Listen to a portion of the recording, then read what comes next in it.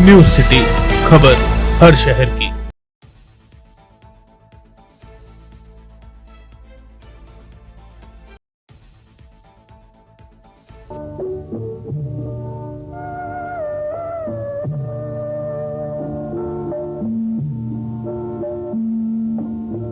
आज दूरदर्शन के पूरे 63 साल हो चुके हैं। आइए हम जानते हैं दूरदर्शन पर समाचारों की शुरुआत कब हुई और पहली बार समाचार किसने पढ़ा।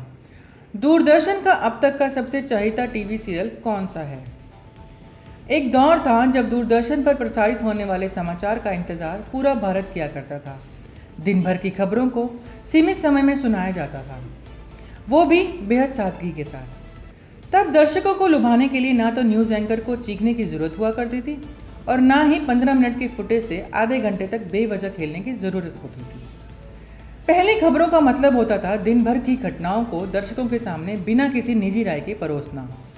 समाचार जैसे होते थे उन्हें वैसे ही प्रस्तुत करना। फिर भी समूचा देश उन्हें बहुत ही चाव से देखा करता था।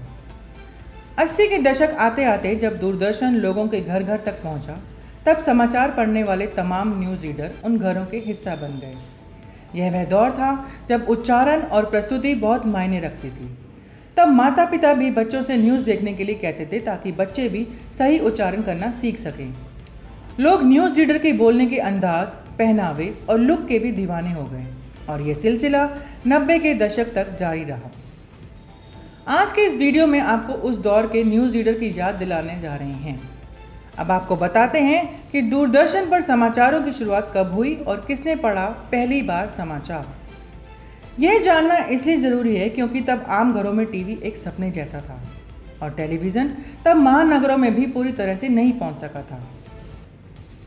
15 अगस्त 1965 को पहली बार दूरदर्शन पर प्रयोग के तौर पर समाचार प्रस्तुत किया गया था। इस बुलेटिन को प्रतिमा पुरी जी ने पढ़ा था और दूरदर्शन की पहली न्यूज़ रीडर बनी थी। मनोरंजन के एकमात्र सबसे पहले साधन दूरदर्शन की शुरुआत आज के दिन यानी 15 सितंबर को ही हुई थी। अब हमारे पास संचार के साधन की भरमार है। आज के समय में तकनीक के क्षेत्र में विश्व काफ़ी आगे बढ़ चुका है। हमारे पास एक ही घर में लोगों के पास मनोरंजन के अनेक अलग अलग साधन हैं। 63 साल पहले पहली बार दूरदर्शन के रूप में इंसान को वो मिला जो किसी सपने के सच होने से कम ना था। आज की पीढ़ी को शायद ये एहसास ही नहीं है कि पुरानी पीढ़ी के लिए दूरदर्शन कितना महत्व रखता था। एक वो दौर था जब रामायण और महाभारत के समय सड़कें वीरान हो जाया करती थी। यह वो सीरियल थे जो आज भी दूरदर्शन के लिए मील का पत्थर से कम नहीं है। घर परिवार के सभी सदस्य एक छत के नीचे एक साथ बैठकर इन सीरियल्स का मजा लेते थे।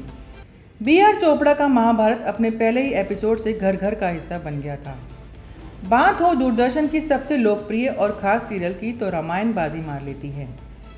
यह दूरदर्शन का अब तक का सबसे चहेता टीवी सीरियल रहा है। हालांकि कमर्शियल चैनलों पर रामायण को कई बार नए कलाकारों के साथ परोसा गया, लेकिन दूरदर्शन वाले रामायण जैसी लोकप्रियता किसी को ना मिल सकी। ये वो समय था जब छत पर लगने वाला टेलीविज़न का एंटीना किसी प्रतिष्ठा के प्रतीक के समान ही था। इस सरकारी प्रसारण सेवा में देश की कला और संस्कृति से जुड़े कार्यक्रम प्रसारित किए जाते थे, जिन्होंने लोगों का दिल जीत लिया था। सूरज एक, चंदा एक, तारे अनेक। तारों को अनेक भी कहते हैं। नहीं नहीं, देखो फिर से। सूरज एक, चंदा एक,